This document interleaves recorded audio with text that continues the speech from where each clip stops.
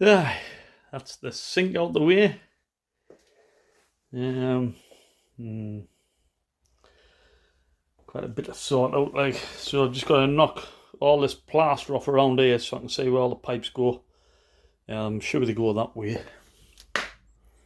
no doubt. Probably that way and up.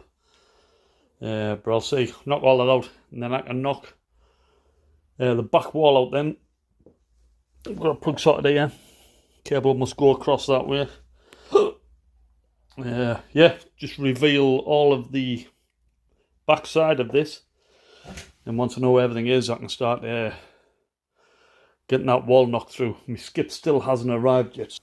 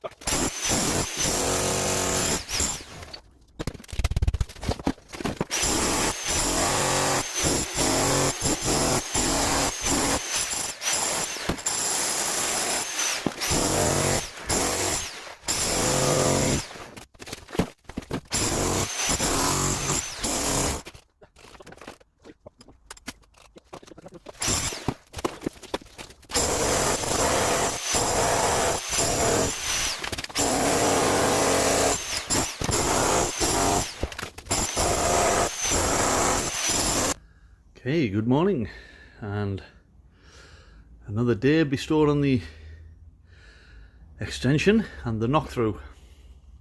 So my plans for today, or my end state if you like, will be on this brickwork here.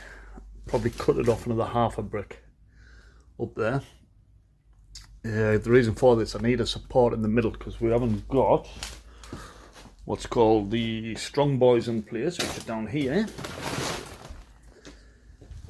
which basically support the brickwork on this side, but I've got to knock them 3 rows out and them 3 rows out, keep the centre bit in, so that takes all this weight of support right up to the roof, and then we can get the strong boys in. But I've got to take out these lintels, which then means I've got to take all this block work out as well on this side. So that's what I'm hoping to do today. Excuse me, all the block work out.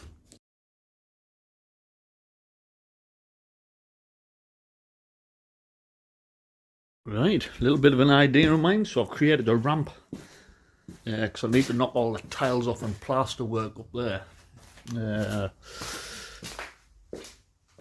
I don't want it falling into the sink or anything, so that'll just drop onto that and slide down to the bottom, and then I can tidy it up after. So I need to knock all this off because I need to squirt some foam up here where the joists are, because basically Davey said the builder, you'll have blockwork in between the joists where they won't have cemented them. So if I pull this row of blocks off, which I need to, the chances are the block above would drop down as well.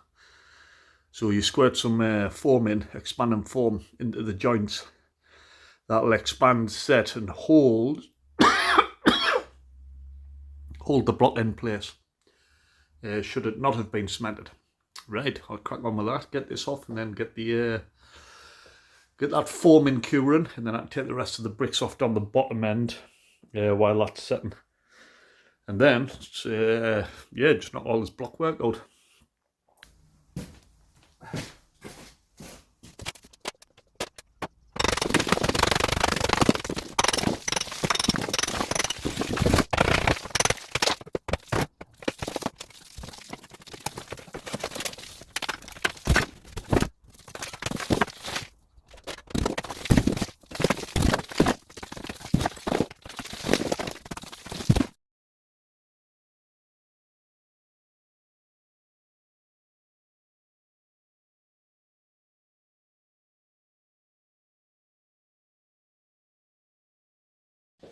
Right, so I've just broke open my gun. This is what I'm going to use for a plasterboard, as well as this sticky foam. It's sticky rather than expanding, but it will expand a bit. But it's more for bonding, which is great for this application. So I'm obviously giving it a shake.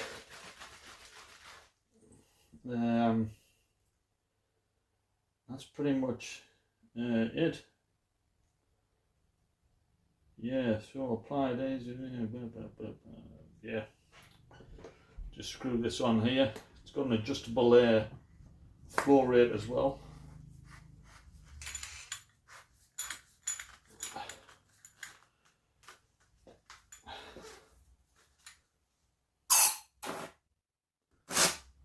There we go.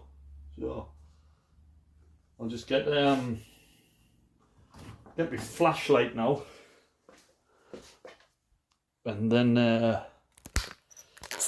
see where it needs to go. Now when I squirt this, which is basically find a rafter. So there's a rafter there. So basically just got to squirt it either side in the hope that it holds that block in place against that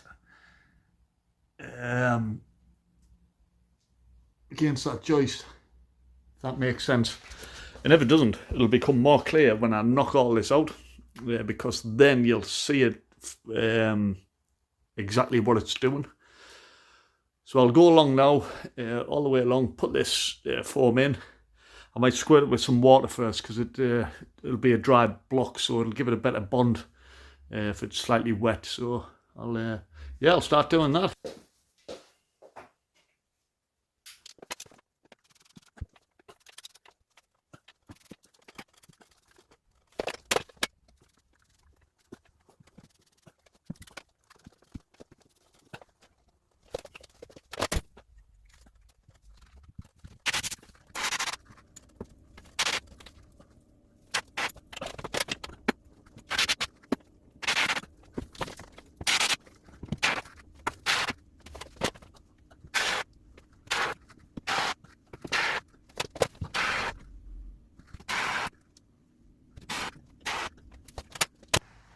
Okay, so next, now I've put that foam in, I think the best option is to take the face bricks out on this side, because that'll expose the joist ends, and then I can possibly put some more spray adhesive for the foam on this side as well, before I then knock the blocks out on the other side. So I'll have a cup of tea, and then get them knocked out, 3 rows up to there and across. Dilly dilly.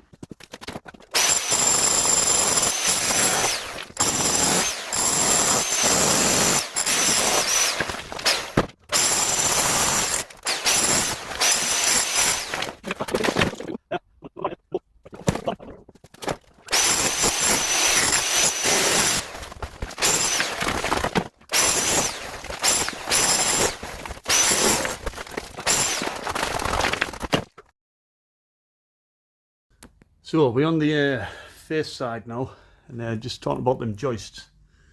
So if you look in there, you can see the joist up against the next row of blocks in between. There is actually some cement in there, however on one of them there isn't. So that one there's got no cement, that one there's got some. So yeah, it's just a case of doing the same this side now, going along and getting some of that foam in it, where I can see the joists, and again that'll keep them in place when I knock these ones out.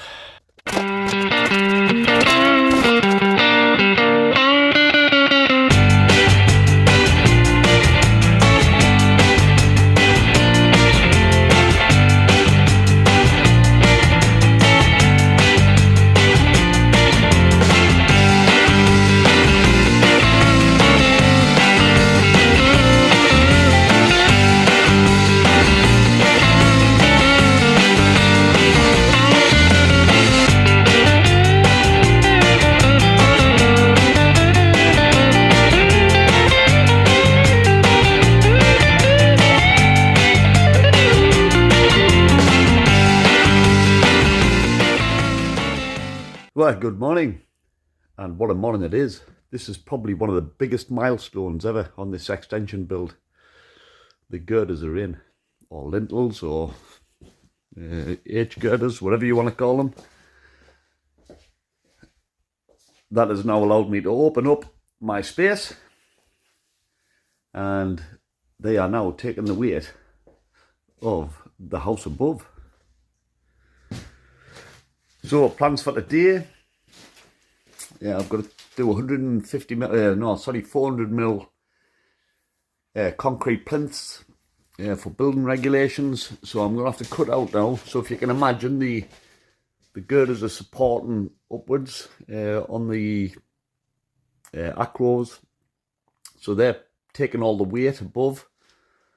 So I can now take out 400 mil of brick either side, do some shuttering, which is basically just boarding off around the girder all the way around, fill it full of concrete, make sure there's no air gaps in it, so just prod it with a stick, and fill it to the point that it is touching the girder. And then we just let that set for a week, and then that's it. I can remove the acros and all will stay stable and strong, hopefully. And that is pretty much the building work complete in terms of knocking through. All we've got to do then is start the boarding. So we know we've already done the ceiling.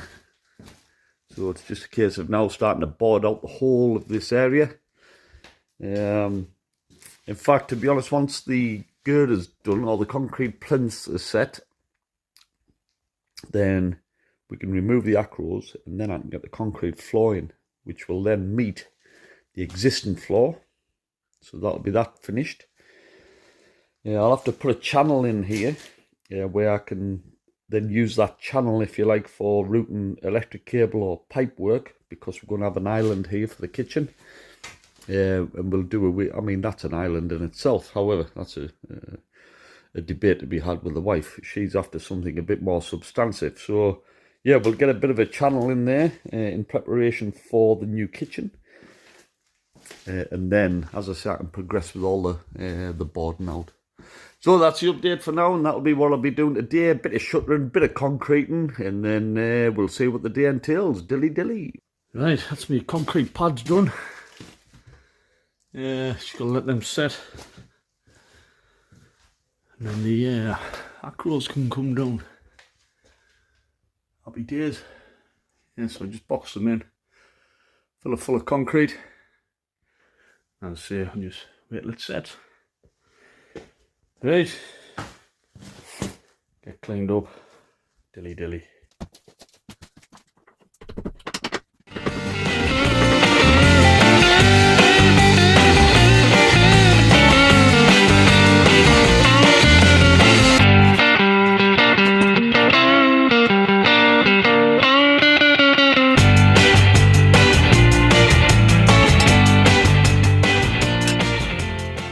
Right, that's in position there. So next task is just to undo on the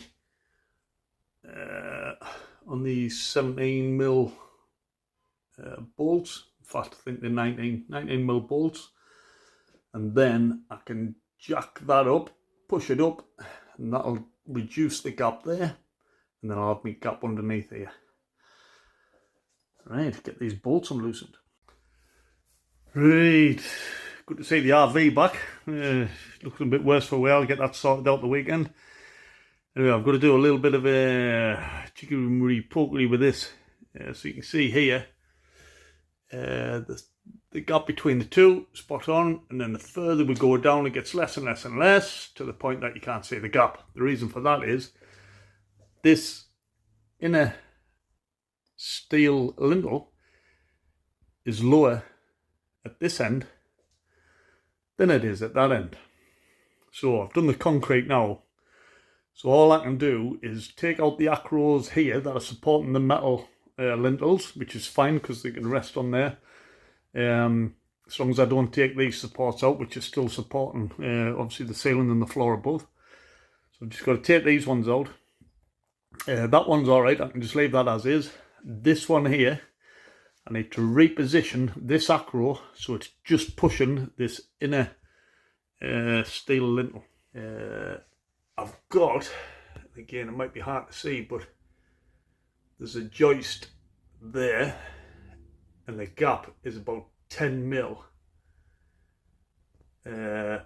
from the lintel. So I need to raise this up 10 mil and then pack that with slate and mortar, 1 and 3 mix, let that go off, and then I can take the outdoors out. So that's what I'm going to do now, dilly.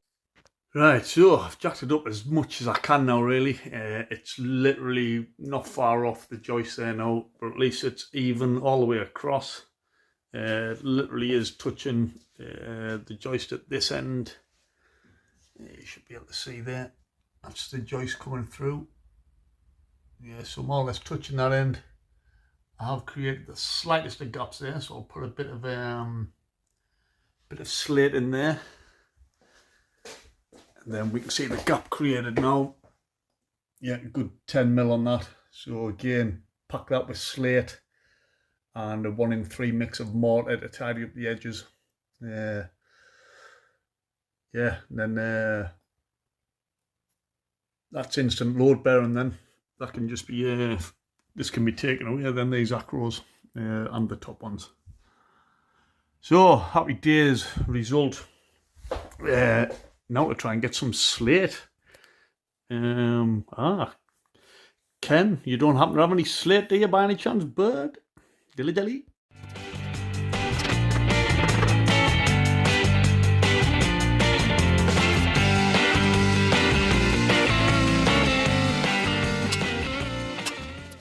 Right, that's it in position there. So next task is just to undo on the 17 mil bolts. In fact, I think the 19 mil bolts, and then I can jack that up, push it up, and that'll reduce the gap there, and then I'll have my gap underneath here. Right, get these bolts unloosened.